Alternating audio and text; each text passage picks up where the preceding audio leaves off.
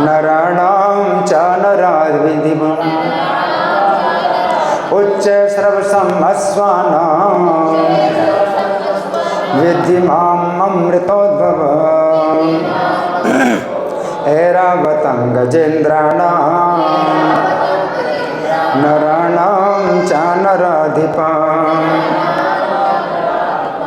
शब्दार्थ बोली मेरे पीछे, ठीक है? सब लोग बोले उच्च श्रवसम, उच्च श्रवा अश्वानां, घोड़ों में विद्धि जानो, माम मुझको, अमृत उद्भवम समुद्र मंथन से उत्पन्न है। ऐरावतम, ऐरावत गज इंद्राणाम मुख्य हाथियों में, नराणाम मनुष्यों में, च तथा नर अधिपम राजा। तो अनुवाद मेरे पीछे बोले घोड़ों में मुझे उच्च श्रवा जानो, जो अमृत के लिए समुद्र मंथन के समय उत्पन्न हुआ था। गजराजों में मैं ऐरावत हूँ तथा मनुष्यों में राजा हूँ।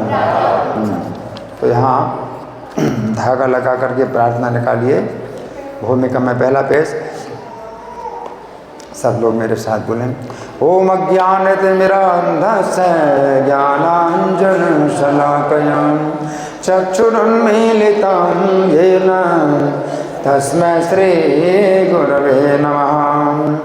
श्रीचैतन्यमनोभीष्टं स्थापितं येन भूतले स्वयं रूपः कदा मह्यं ददाति स्वपदान्तिकम्।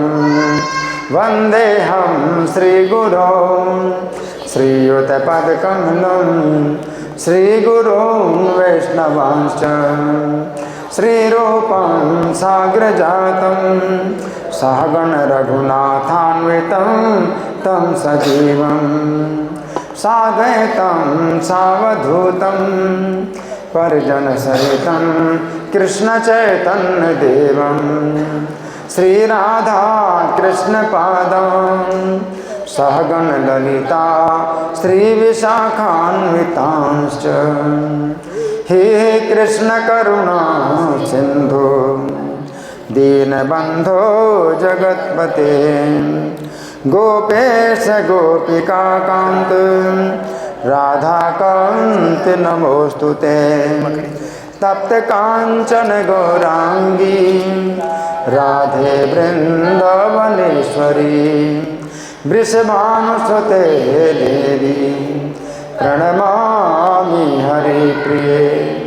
वाञ्छाकल्पतरुभ्यश्च कृपा सिन्धुभ्य एव च पतितानां पावनेभ्यो वैष्णवेभ्यो नमो नमः। जय श्री कृष्ण चैतन्य प्रभु नित्यानंद श्री अद्वैत गदाधर श्रीवासादि गौर भक्तवृंद। हरे कृष्णा कृष्ण कृष्ण हरे हरे हरे राम राम राम हरे हरे। नमो विष्णुपादाय कृष्ण प्रेष्ठाय भूतले श्रीमते भक्ति वेदांत स्वामिनिति नामिने। नमस्ते सरस्वती देवी गौरवाणी प्रचारिणे निर्विशेषा शून्यवादी पाश्चात्य देश तारिणे।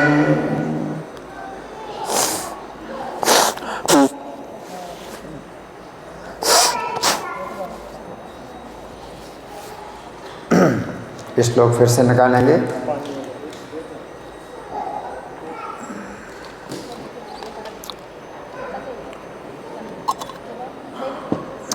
इस श्लोक को समझेंगे। भगवान कह रहे हैं उच्च सर्वसम अश्वानाम, घोड़ों में उच्च सर्वा भगवान की विभूति है। उच्च सर्वा भगवान की विभूति है घोड़ों में।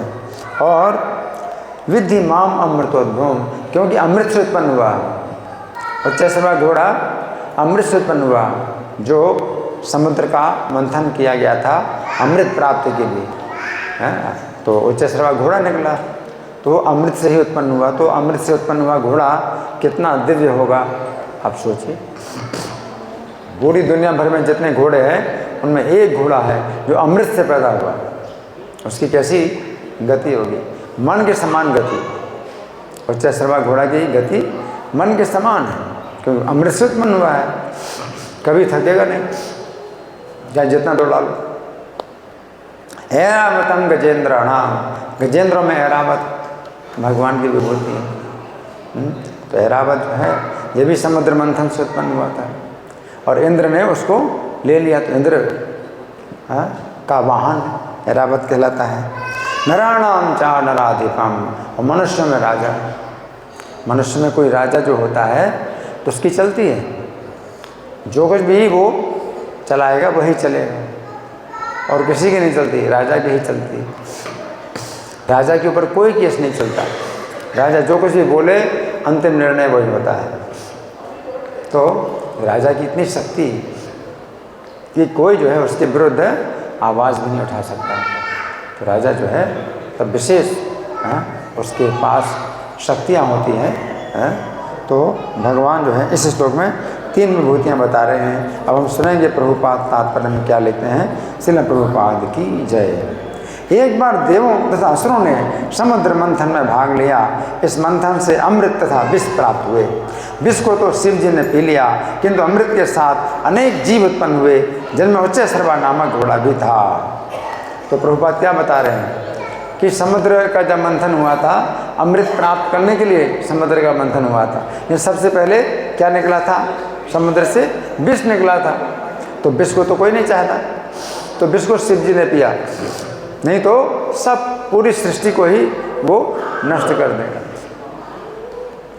कहीं भी नहीं डाल सकते, बस विष को कहीं भी नहीं डाल सकते, कहीं डालेंगे सब सृष्टि नष्ट हो जाएगी। इसलिए शिव जी ने उसको जो है पिया, अपने कंठ में धारण कर लिया। उसके बाद फिर जितने जीव हुए तो उनको अमृत से उत्पन्न माना जाता है ना। तो अमृत के साथ अनेक जीव उत्पन्न हुए, जिनमें उच्च सर्वा नामक घोड़ा भी था। लक्ष्मी जी भी समुद्र मंथन से उत्पन्न हुई थी। तो भगवान ने उनका वर्ण किया, है ना। और समुद्र से और भी कई रत्न उत्पन्न हुए, है ना। उच्च सर्वा नाम का घोड़ा भी उत्पन्न हुआ। इसी अमृत के साथ एक अन्य पशु ऐरावत नामक हाथी भी उत्पन्न हुआ था। चूँकि ये दोनों पशु अमृत के साथ उत्पन्न हुए थे, अतः इनका विशेष महत्व है और ये कृष्ण के प्रतिनिधि हैं। ऐरावत हाथी इंद्र का हाथी है ना। 4 दांत, ऐरावत हाथी के 4 दांत हैं, है ना। तो इंद्र जो है इसके ऊपर चलते हैं तो विशेष शोभा होती है, ऐरावत हाथी के ऊपर चलते हैं, है ना। और उच्च सर्वा घोड़ा लिया। बलि महाराज ने, असुरों के राजा थे बलि, तो बलि महाराज ने घोड़ा लिया। तो दोनों राजाओं ने एक एक, देवताओं के राजा इंद्र थे, ऐरावत हाथी ले लिया, और असुरों के राजा बलि थे तो उन्होंने उच्च सर्वा घोड़ा ले लिया, है ना। आगे मनुष्यों में राजा कृष्ण का प्रतिनिधि है, क्योंकि कृष्ण ब्रह्मांड के पालक हैं और अपने दैवी गुणों के कारण नियुक्त किए गए राजा भी अपने राज्यों के पालन करता होते हैं। तो पहले जो राजा होते थे तो उनकी जो है जिम्मेदारी होती थी कि संपूर्ण प्रजा का पालन करें, संपूर्ण प्रजा का पालन करें, ये राजा की जिम्मेदारी होती थी। अगर राजा के राज्य में अगर वर्षा नहीं होती है तो राजा का ही दोष माना जाता है। अभी आजकल ऐसा कोई नहीं है, कोई जिम्मेदार नहीं है। अगर वर्षा नहीं हो रही तो कौन, किसको आप दोष देंगे? राजा के दोष से वर्षा नहीं हो रही। प्रजा के ऊपर जो है सब, प्रजा का जितना भार था राजा के ऊपर था, है ना। राजा के कारण अगर वर्षा नहीं हो रही तो राजा का दोष है। राजा की पूरी जिम्मेदारी है कि वर्षा भी हो और प्रजा को जो है उचित भोजन प्राप्त हो। जैसे पृथु महाराज राजा थे, है ना, तो उस समय उन्होंने बहुत यज्ञ किए, तो प्रजा का जो है सब प्रकार से कल्याण हो, प्रजा की रक्षा हो, यज्ञ किए। लेकिन खूब वर्षा भी हो रही है, लेकिन अन्न पैदा नहीं हो रहा है। अन्न पैदा नहीं हो रहा तो प्रजा जो है भूखों जो है मर रहे हैं। तो प्रजा ने जो है पृथु महाराज से बोला कि हमें अन्न नहीं मिल रहा है, हमारे पेट जो है सब जो है भूख से व्याकुल हैं, अगर अन्न नहीं मिलेगा तो हम लोग जो है जीवित नहीं रहेंगे, आप व्यवस्था करिए अन्न की। तो पृथु महाराज ने जो है विचार किया कि पृथ्वी अन्न उत्पन्न क्यों नहीं कर रही, इसलिए पृथ्वी को ही जो है उन्होंने लक्ष्य करके और अपना धनुष संधान किया कि मैं पृथ्वी के टुकड़े टुकड़े कर दूँगा। और पृथ्वी देवी गाय बन करके जो है भाग रही है पृथु महाराज के सामने, और पृथु महाराज फिर भी जो है दया नहीं कर रहे हैं और पृथ्वी को मारने के लिए तैयार है। तब पृथ्वी देवी ने कहा कि देखिए मैं तो आपके ही अधीन हूँ और मैं स्त्री हूँ और मैं गाय के रूप में हूँ, आप कैसे वध करेंगे मेरा। पृथु महाराज कहते हैं कि तुम्हारा ही दोष है कि तुम प्रजा को अन्न नहीं उत्पन्न कर रहे हो। अब अन्न तुम जो है अगर नहीं पैदा करोगे तो तुमको मार करके तुम्हारे मैदे से मैं प्रजा का पेट भरूंगा। तो फिर पृथ्वी देवी कहती है कि नहीं, इसमें मेरा दोष नहीं है, आपसे पहले जो राजा बेन था तो वो बहुत अधार्मिक था, उसने अपने राज्य में धर्म और यज्ञ सब बंद करा दिए थे। तो इस कारण से जितना अन्न जो था तो मैंने अपने उदर में रख लिया था कि अन्न को पैदा नहीं करना, क्योंकि राजा के कारण पृथ्वी में कोई धर्म नहीं कर रहा। तो वो जो मेरे उदर में अन्न के बीज थे वो पच गए, अब मैं पैदा नहीं कर सकती अन्न। पृथ्वी देवी की अब मैं अन्न पैदा नहीं कर सकती।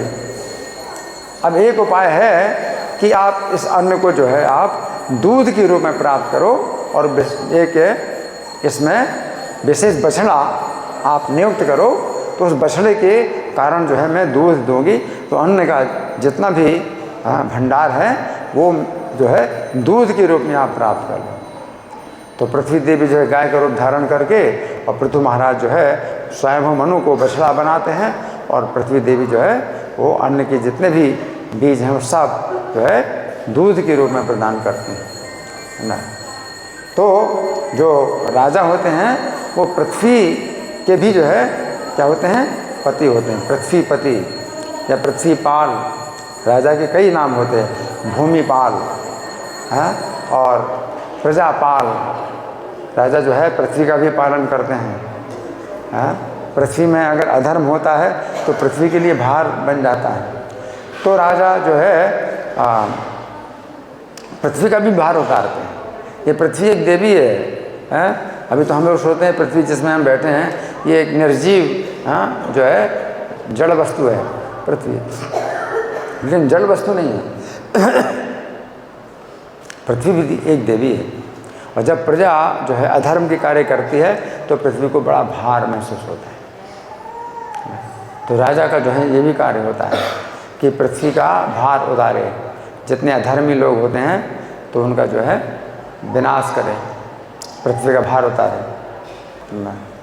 तो भगवान भी जब राजा लोग जब अधर्मी हो जाते हैं तो फिर भगवान स्वयं आते हैं उन राजाओं का वध करने के लिए, क्योंकि राजा ही पृथ्वी के भार बन गए।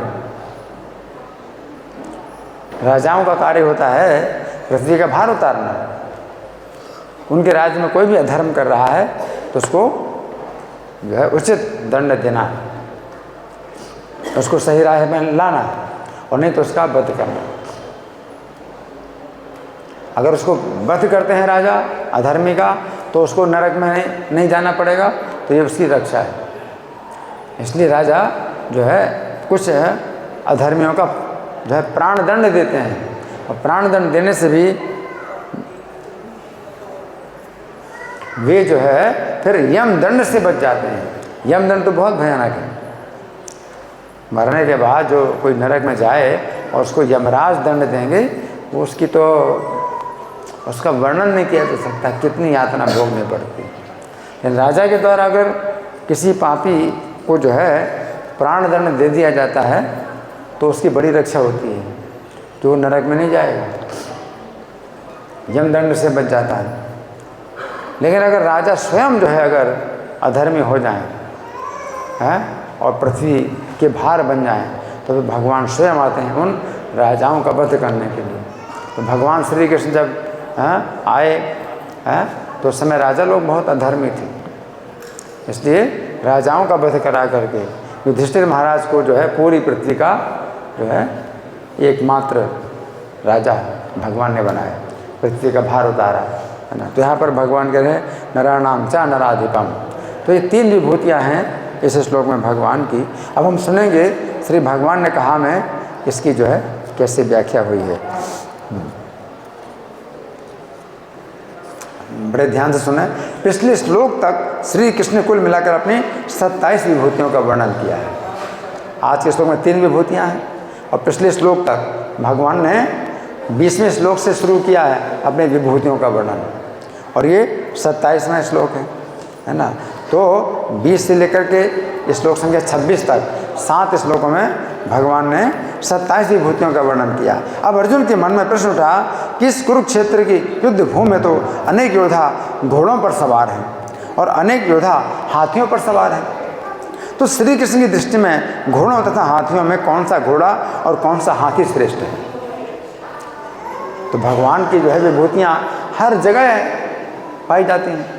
तो अर्जुन के मन में प्रश्न उठा, क्या प्रश्न उठा कि युद्ध भूमि में तो कितने घोड़े हैं, तो आपके जो है अनुसार कौन सा घोड़ा आपकी विभूति है जो सबसे श्रेष्ठ होगा, है ना। और हाथी भी कितने हैं, तो आपके अनुसार हाथियों में सबसे श्रेष्ठ आपकी विभूति कौन है? अंतर्यामी होने के कारण श्री कृष्ण अर्जुन के प्रश्न को समझ गए। अर्जुन ने प्रश्न नहीं किया, लेकिन अर्जुन के मन में जो प्रश्न आया भगवान अंतर्यामी है, तो भगवान समझ गए। अतः श्री कृष्ण ने इस श्लोक में बताया है कि घोड़ों में उच्चैःश्रवा नाम का घोड़ा और हाथियों में ऐरावत नाम का हाथी श्री कृष्ण की विभूति हैं। तो उच्चैःश्रवसम अश्वानाम विद्धि माम अमृत उद्भवम, अर्थात घोड़ों में मुझे उच्चैःश्रवा जानो जो अमृत के लिए समुद्र मंथन के समय उत्पन्न हुआ था ना। तो यहाँ पर श्री कृष्ण कह रहे हैं कि घोड़ों में उच्चैःश्रवा नामक घोड़ा उनकी विभूति है। इस घोड़े के विषय में भागवत 8:8-3 में कहा गया है कि ये घोड़ा मन के समान वेग से चलता है। सोचिए कितने वेग से? मन के समान वेग से। जैसे आपकी इच्छा होती है कि मैं उधर पहुँचाऊँ, आपकी दृष्टि जहाँ तक दृष्टि जाती है और आप चाहते हैं कि मैं पहुँच जाऊँ, तो घोड़ा इतनी तेज़ी से चलेगा, मन के समान वेग से चलता है। ऐसी स्थिति में स्वर्ग के स्थान में इस घोड़े का दर्शन ही बड़ा महत्वपूर्ण है। अगर स्वर्ग में इस घोड़े का दर्शन कर लिया जाए तो बड़ी बात है। महाभारत के आदि पर्व के अंतर्गत अध्याय संख्या 20 से 23 तक एक ऐसी कथा का वर्णन हुआ है जो इस घोड़े के संबंध में है। कद्रु और बिंता ये दोनों बहनें दक्ष की 60 पुत्रियों में से 2 बहनें हैं। कौन? कद्रु और बिनता, और महर्षि कश्यप की पत्नियां हैं। एक समय की बात है, अमृत मंथन के समय अनुपम वेगशाली इस सुंदर घोड़े को देखकर कद्रु ने बिनता से कहा, दोनों बहनें हैं और सौतें भी हैं, दोनों बहनें भी हैं और सौतें भी हैं। तो कद्रु ने बिनता से कहा, किसने कहा? कद्रु ने। किससे कहा? बिनता से कहा, हे देवी शीघ्र बताओ ये उच्चैःश्रवा घोड़ा किस रंग का है? बताओ किस रंग का है? वैसे तो दिखाई पड़ता है साफ साफ तो किस रंग का है, लेकिन कद्रु जो है ये मन में ईर्ष्या है, तो बात को काटेगी कि वो बिनता जो भी कहे उसकी बात को काटना है, ईर्ष्या है ना। सौत से ईर्ष्या होती है। बताओ तो किस रंग का है घोड़ा? कद्रु ने कहा हाँ हाँ हाँ। तो बिनता बोली, हे देवी ये श्वेत वर्ण का है, तुम इसे कैसा समझती हो? किस रंग का? श्वेत वर्ण का है, तुम कैसा समझती हो? तुम भी इसका रंग बताओ, तब हम दोनों इसके लिए बाजी लगाएंगे। कद्रु ने कहा, हे देवी इस घोड़े का रंग तो अवश्य सफ़ेद है, परंतु मैं इसकी पूंछ को काली मानती हूँ। कद्रु ने कहा, बात को काटना है, पूछ काली है, आओ दासी होने की शर्त रखकर मेरे साथ बाजी लगाओ। कहाँ क्या शर्त है? दासी बनना पड़ेगा। अगर मेरी बात सही होगी तो तुम मेरी दासी बनो, तुम्हारी बात सही होगी तो मैं तुम्हारी दासी बनूंगी। कद्रू ने कहा दासी बनने की शर्त लगा करके आप जो है बाजी लगाओ। इस प्रकार दोनों बहनें आपस में एक दूसरे की दासी होने की शर्त रखकर अपने अपने घर चली गई। उन्होंने निश्चय किया अगले दिन आकर घोड़े को देखेंगी। कद्रू कुटिलता और छल से काम ले रहे हैं। कद्रू कुटिलता और छल से काम लेना चाहती हैं। उसने अपने पुत्र सर्पों को इस समय आज्ञा दी कि काले रंग के बाल बनकर उस घोड़े की पूंछ में लग जाओ। सांप से कहा काले रंग के बाल बनकर के घोड़े की पूंछ में लग जाओ ना, जिससे कद्रू को दासी न बनना पड़े। तब रात बीती, सवेरा हुआ, सूर्य का उदय हुआ। कद्रू बिनता दोनों बहनें बड़े जोश और रोष के साथ दासी होने की बाजी लगाकर उच्चस्तरवा नामक घोड़े के निकट से देखने के लिए गईं। उस समय अपनी माता की आज्ञा का पालन करने के लिए सर्प वहाँ गए, काले रंग के बाल बनकर उसकी पूंछ में लिपट गए। इसी बीच में बाजी लगाकर आई हुई सौतें और दोनों सगी बहनें पुनः अपनी शर्त को दोहराकर बड़ी प्रसन्नता के साथ घोड़े के स्थान पर पहुँची। उस समय चंद्रमा की किरणों के समान श्वेत वर्ण वाले उस घोड़े को उन दोनों ने काली पूंछ वाला देखा। पूंछ के बालों को काले रंग का देखकर बिनता विषाद की मूर्ति बन गई। अब बिनता हार गई, विषाद की मूर्ति, और कद्रू ने उसे अपनी दासी बना लिया। पहले की लगाई हुई बाजी हार कर बिनता उस स्थान पर दुख से संतप्त हो उठी और उसने दासी भाव स्वीकार कर लिया। इसके बाद बिनता के पुत्र गरुड़ ने माता कद्रू और उसके पुत्र सर्पों की दास्ता से अपनी माता को छुड़ाने के लिए वचन दिया कि देवताओं से छीनकर अमृत लाएंगे। बिनता के पुत्र गरुड़ जी थे। उन्होंने कहा कि अब हमें सांपों का दास बनना पड़ रहा है, हमारी माता को सांपों की माता की दासी बनना पड़ रहा है, तो बोलो क्या चाहिए कि हमें दास्ता से मुक्त करो और हमारी माता को भी दास्ता से मुक्त करो। तो सांपों ने कहा अमृत ले आओ स्वर्ग से। तो ठीक है, अमृत ला करके दे देंगे, हमें दास्ता से मुक्त कर दो। इस प्रकार गरुड़ ने अपने पराक्रम से देवताओं को पराजित करके अमृत छीन लिया और सर्पों को अमृत दे दिया। इस प्रकार उन्होंने अपनी माता को कद्रू की दास्ता से मुक्त कराया। तो यहाँ पर समझने की बात यह है कि समुद्र मंथन के समय उच्चैश्रवा नाम का जो घोड़ा उत्पन्न हुआ था वो स्वर्गलोक में बहुत दर्शनीय है, देखने लायक है।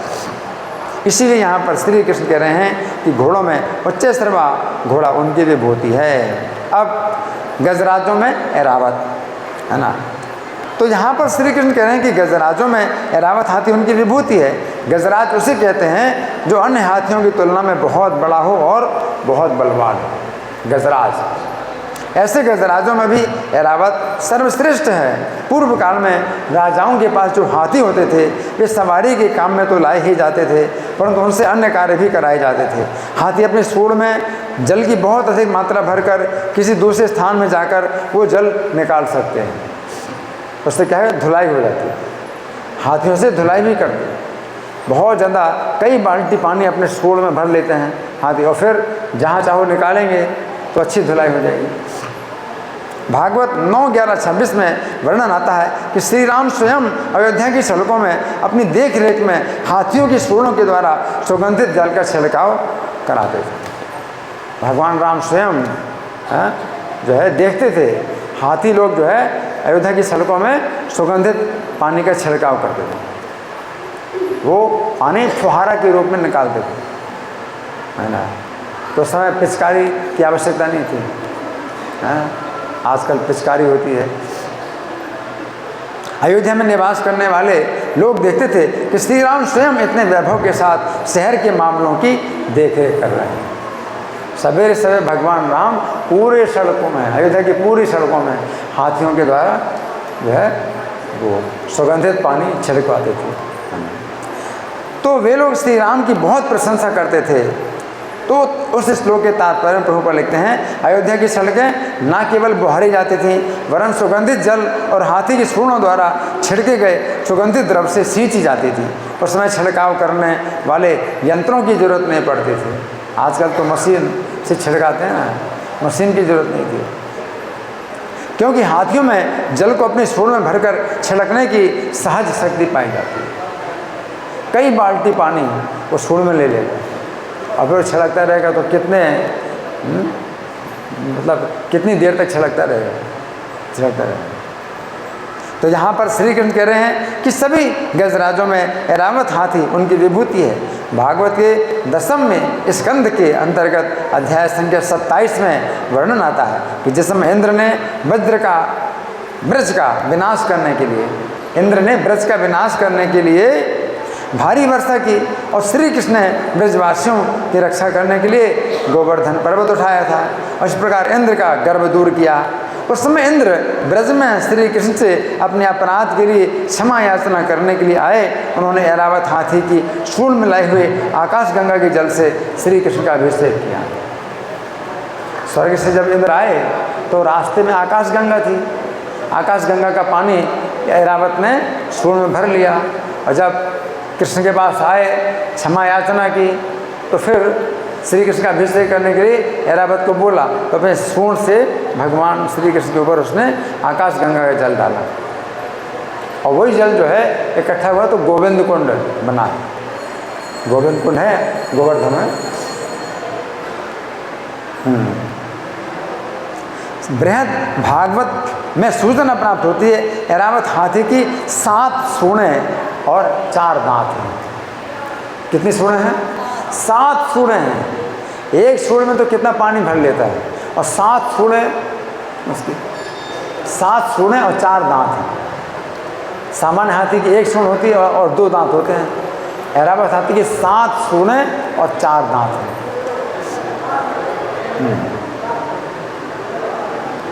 ये समझने की बात है ऐरावत हाथी के 7 सूंडों में आकाश गंगा का कितना अधिक जल आया होगा कि श्री कृष्ण के अभिषेक के बाद जो पानी बहा उससे गोविंद कुंड बन गया। गोविंद कुंड में कितना पानी है? इतना पानी जो है वो अपने सूंड में भर करके लाया, गोविंद कुंड बना।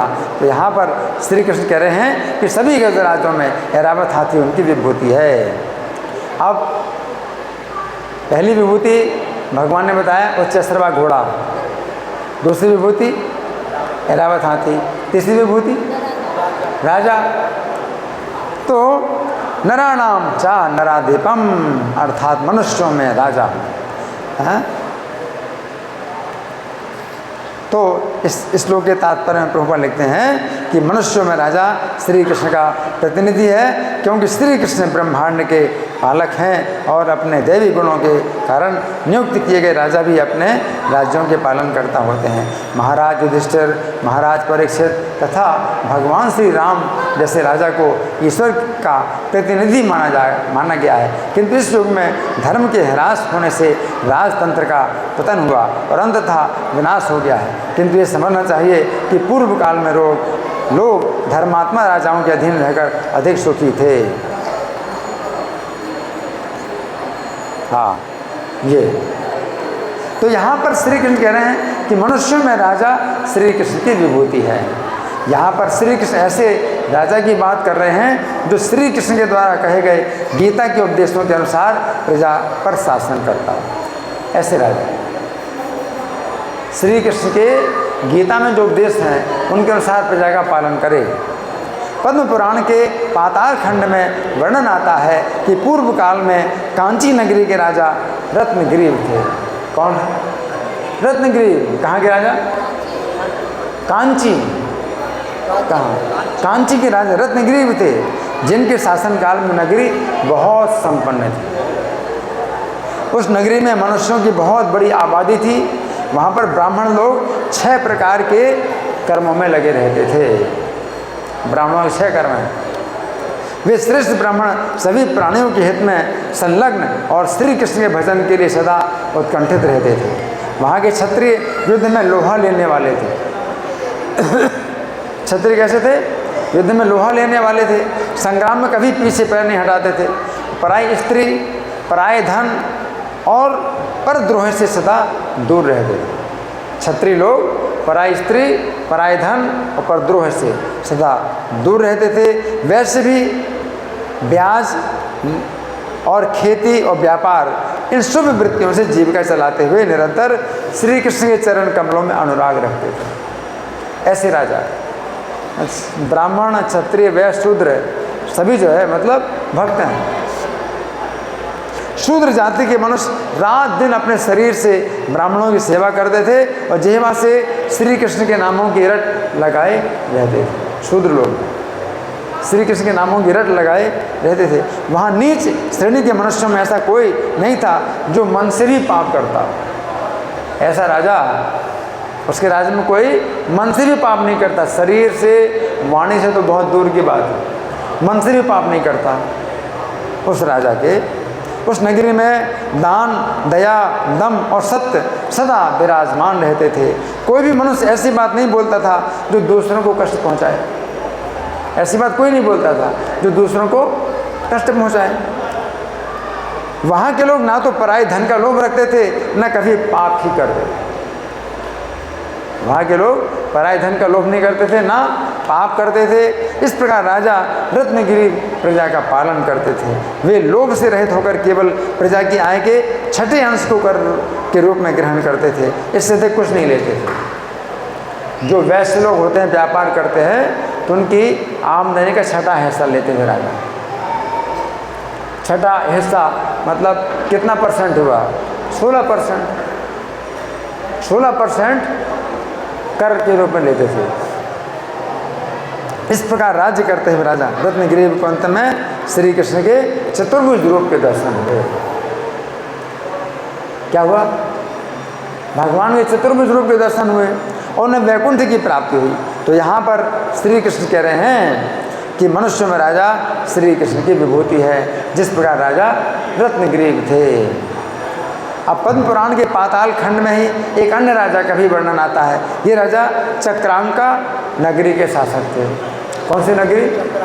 चक्रांका नगरी के शासक थे और इनका नाम था सुबाहु। क्या नाम था? सुबाहु। इस नगरी के भीतर ऐसे मनुष्य निवास करते थे जो श्री कृष्ण की भक्ति से पाप रहित हो गए। ऐसे लोग थे सब श्री कृष्ण की भक्ति से पाप रहित हो गए।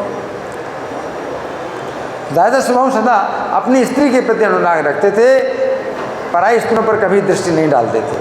उनके कानों में सदा श्री कृष्ण की ही कथा गूंजती थी। कानों में सदा श्री कृष्ण की कथा गूंजती थी। अन्य विषयों की कथा वार्ता कभी नहीं सुनते थे। प्रजा की आय के छठे भाग से अधिक दूसरे का धन कभी ग्रहण नहीं करते थे।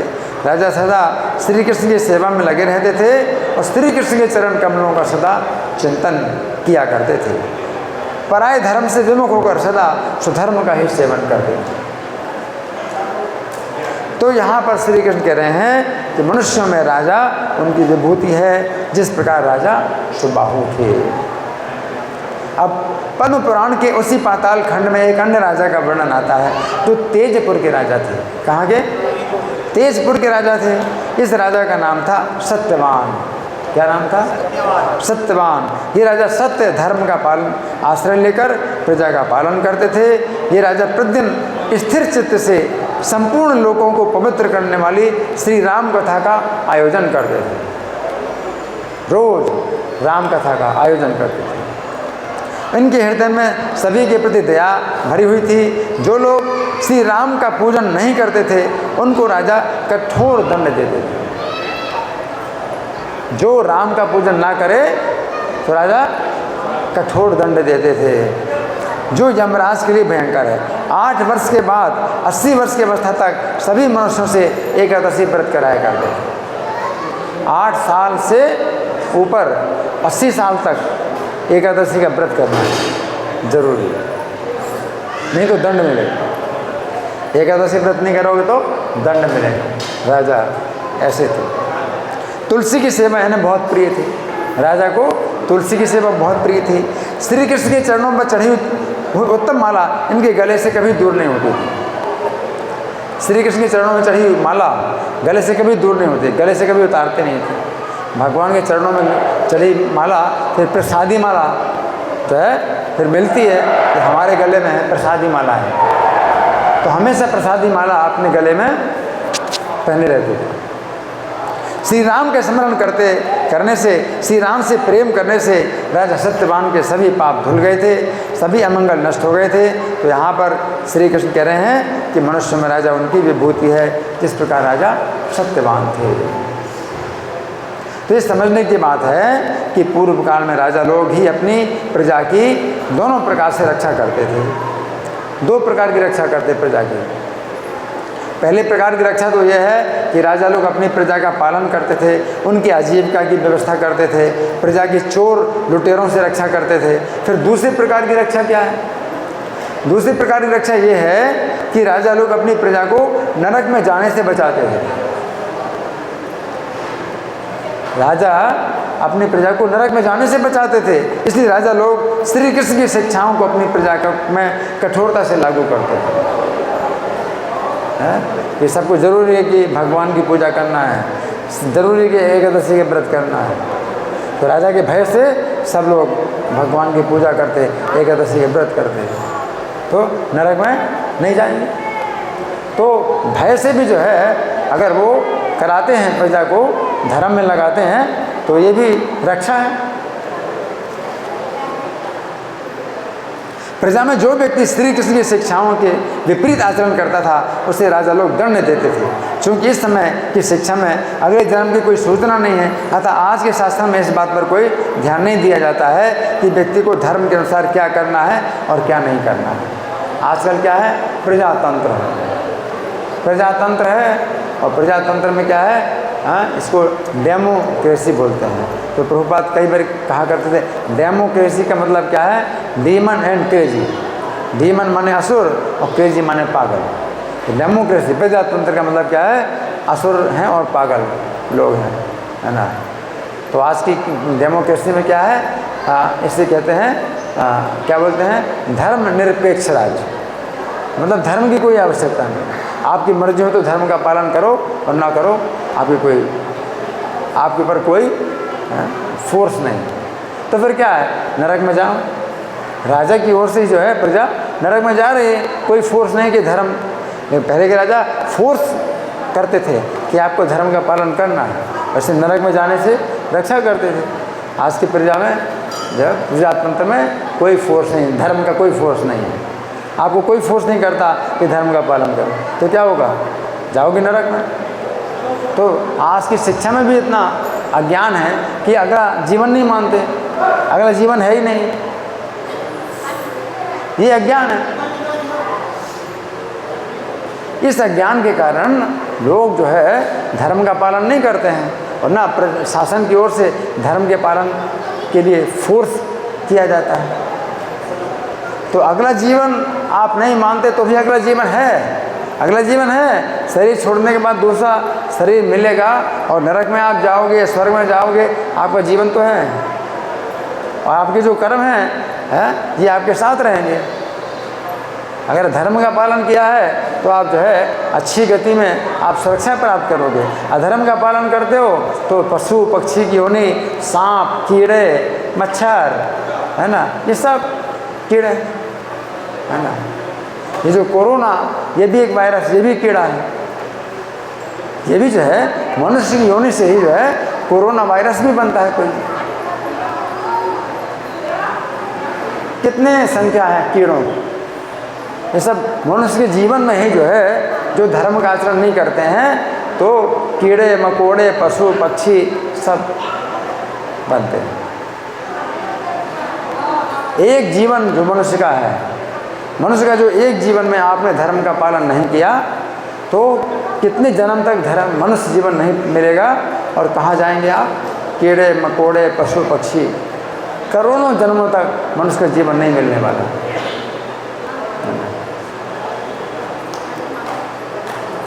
तो प्रजा में जो व्यक्ति श्री कृष्ण की शिक्षाओं से विपरीत आचरण करता था उसे राजा लोग दंड देते थे। क्योंकि इस समय की शिक्षा में अगले जन्म की कोई सूचना नहीं है, अतः आज के शासन में इस बात पर कोई ध्यान नहीं दिया जाता है कि व्यक्ति को धर्म के अनुसार क्या करना है और क्या नहीं करना है। इस प्रकार प्रजातंत्र में कोई धर्म की बात नहीं होती है। आज की ऐसी भयानक स्थिति में विश्व की रक्षा करने के लिए अंतर्राष्ट्रीय श्री कृष्ण भावनामृत संघ की स्थापना हुई। अब राजा लोग नहीं कर रहे हैं, धर्म की रक्षा राजा लोग नहीं कर रहे हैं, तो उन राजाओं की जगह अब ये इस्कॉन आंदोलन है, इस्कॉन सोसाइटी ये जो है बनी है, लोगों को धर्म की शिक्षा दे। जा रे देखा तारे कहो कृष्ण उपदेश। अब राजा की ओर से कृष्ण का उपदेश नहीं मिल रहा है किसी को, तो ये जो है चैतन्य महाप्रभु का जो आंदोलन है ये इसीलिए बनाया गया है कि जिसको देखो उसको कृष्ण का उपदेश करो, है ना। तो लोग भक्त बन रहे हैं, लोग मंदिर में आ रहे हैं, भक्त बन रहे हैं, है ना। इस श्लोक के बंगाली पद्य अनुवाद में श्रील प्रभुपाद लिखते हैं, अश्वदेर मध्य हुई उच्च श्रवणाम समुद्र मंथन सह हाय मोर धाम गजेंद्र गाणेर मध्य एरामत हई सम्राट गाणेर मध्य मनुष्य ते हई। यहाँ पर श्री कृष्ण अर्जुन से कह रहे हैं सम्राट गणेर मध्य मनुष्य ते सही, अर्थात हे अर्जुन, जिस प्रकार मनुष्यों में राजा श्रेष्ठ होता है उसी प्रकार मैं भी सभी जीवात्माओं में श्रेष्ठ हूँ, अर्थात तुम मेरे भक्त बनो। तो यहाँ पर हमने आज के श्लोक पर कुछ चर्चा की। अब हमारे पास कुछ समय है, तो आप लोगों की ओर से कोई प्रश्न है, कोई चर्चा है, या मैं प्रश्न करूँ? मैं प्रश्न करूँ? ठीक है, तो मैं प्रश्न कर रहा हूँ। तो भगवान ने इस श्लोक में कितनी विभूतियों का वर्णन किया है? 3। पहली विभूति क्या है? उच्च श्रवा घोड़ा। किसमें उच्च श्रवा घोड़ा? किन के बीच में? घोड़ों में। घोड़ों में, सभी घोड़ों में उच्च श्रवा घोड़ा विभूति है। और दूसरी विभूति क्या है? हाथियों में है ऐरावत हाथी विभूति है। और तीसरी विभूति मनुष्यों में राजा, है ना। तो जो मनुष्य में राजा है इनमें हमने 3 राजाओं का उदाहरण दिया। हाँ हाँ, सुबाहु, सत्यवान और रत्नगिरी। हाँ, तो ऐसे जो राजा थे ये भगवान श्री कृष्ण की शिक्षाओं के अनुसार प्रजा का शासन करते थे, है ना। और एकादशी के संबंध में राजा का जो है कैसा नियम था? 8 साल से ऊपर 80 साल तक एकादशी के पालन जरूरी करना पड़ेगा, और नहीं तो दंड मिलेगा, जरूरी था, है ना। तो राजाओं का जो है मतलब ऐसा शासन जो था, तो ऐसे राजाओं को राजर्षि कहा जाता है। एवं परंपरा प्राप्तम एवं राजर्षियो विदु। ये 4थे अध्याय का 3रा श्लोक है। एवं परंपरा प्राप्तम एवं राजर्षियो विदु, कि परंपरा के द्वारा ये ज्ञान, गीता का ज्ञान राजर्षियों ने प्राप्त किया। तो जो राजर्षि लोग होते हैं वो गीता के शिक्षाओं को प्रजा के ऊपर लागू करते हैं, प्रजा के ऊपर लागू करते हैं। कृष्ण कहते हैं मेरे भक्त बनो, मुझमें मन को लगाओ, हाँ, और मेरी पूजा करो, मुझे नमस्कार करो। तो राजा लोग जो है ये शिक्षाओं को लागू कर देंगे। सबको नमस्कार करना है, कृष्ण को सभी लोग नमस्कार करेंगे, सभी लोग कृष्ण की पूजा करेंगे, सभी लोग कृष्ण के भक्त बनेंगे, सबको।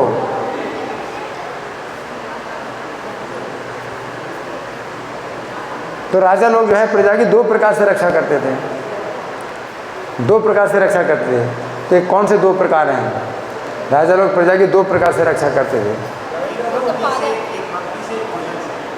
एक तो हाँ हाँ, नरक नरक भोजन, केवल भोजन नहीं है, सब प्रकार की सुरक्षा। हाँ, सब प्रकार की सुरक्षा, केवल भोजन नहीं है कि भोजन मिले, भोजन भी मिले, लेकिन साथ साथ जो है जीवन की और भी सुविधाएं होती हैं, सब सुविधाएं प्राप्त। उनके धन की रक्षा हो, चोर लुटेरों सभी प्रजा की रक्षा करना, सब राजा के कर्तव्य होते थे।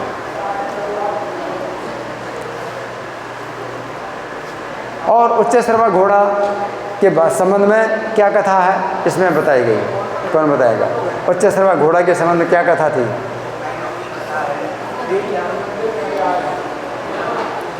लो बताओ।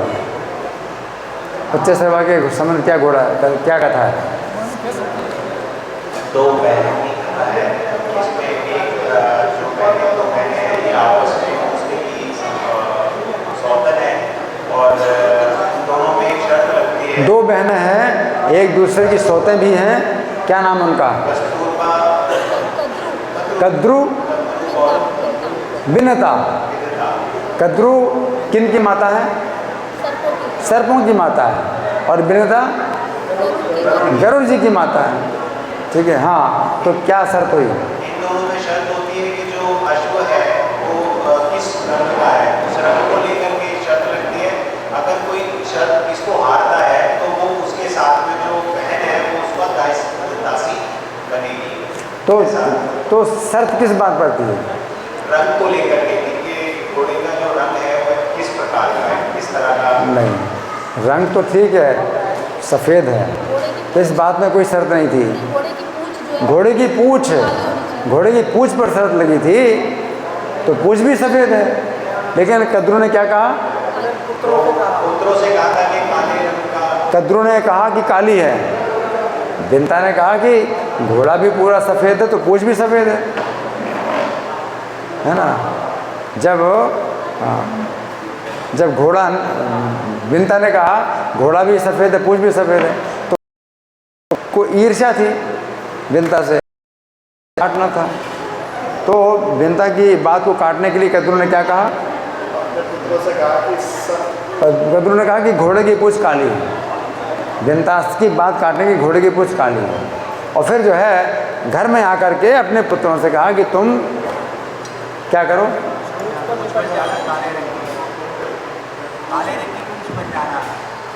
उसके पूँछ में काले रंग के बाल बन के लिपट जाओ।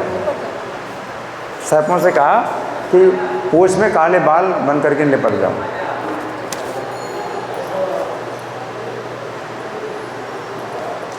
और अगले दिन जब देखा तो बिनता हार गई। बिनता हार गई तो कद्रू की दासी बनना पड़ा बिनता को। अब कद्रू कभी कहे कि मुझे इस स्थान में जाना है, तो बिनता जो है अपनी पीठ में कद्रू को बिठा करके और ले जाती थी। और गरुड़ जी को भी जो है दास बनना पड़ा। तो जितने सांप हैं गरुड़ जी पीठ में बैठते थे और गरुड़ जी उनको ले जाते थे। तो गरुड़ जी कहते हैं ये सब क्यों माता, ये सब क्या हो रहा है? तो मैं कद्रू की दासी बनना पड़ रहा है, मुझे सांपों की सेवा करनी पड़ रही है, ये क्यों, ऐसा क्यों हो रहा है? तो बिनता ने फिर सब बताई कथा कि ये कथा मतलब किस प्रकार से हुई। तो गरुड़ जी ने कहा ठीक है भाई, आप लोगों के हम दास नहीं बनना चाहते हैं, बताओ क्या काम करें आपका कि हमें दासता से मुक्त करो। तो सांपों ने क्या कहा? अमृत ला के दे दो हमको। सांपों ने कहा अमृत ला के दे दो हमको, तो हम आपको दासता से मुक्त कर देंगे। तो गरुड़ जी ने जो है अमृत ला करके दे दिया। लेकिन इंद्र ने जो है मतलब बीच में गरुड़ से पूछा कि आपने देवताओं को परास्त करके अमृत ले लिया, क्या करोगे, क्या आपको पीना है? गरुड़ जी बोले मुझे नहीं पीना अमृत, ये तो मैं अपनी दासता से मुक्त होने के लिए सांपों को देना चाहता हूँ। इंद्र ने कहा तो तुम आप जो है सांपों को क्या अमृत पिलाना चाहते हो? बोले नहीं, मैं नहीं चाहता कि सांप लोग अमृत पिए। तो फिर इंद्र ने कहा अच्छा तो ठीक है, तुम सांपों को अमृत दे देना, फिर मैं चुरा लूँगा, तो कोई दिक्कत तो नहीं। गरुड़ ने कहा मुझे कोई दिक्कत नहीं, हमें उनकी गुलामी से छूटना है और उनको सांपों को अमृत भी ना मिले वो भी मैं चाहता हूँ। तो इंद्र ने जो है गरुड़ जी के साथ में अपने सुलह कर ली। और गरुड़ जी ने अमृत दे दिया।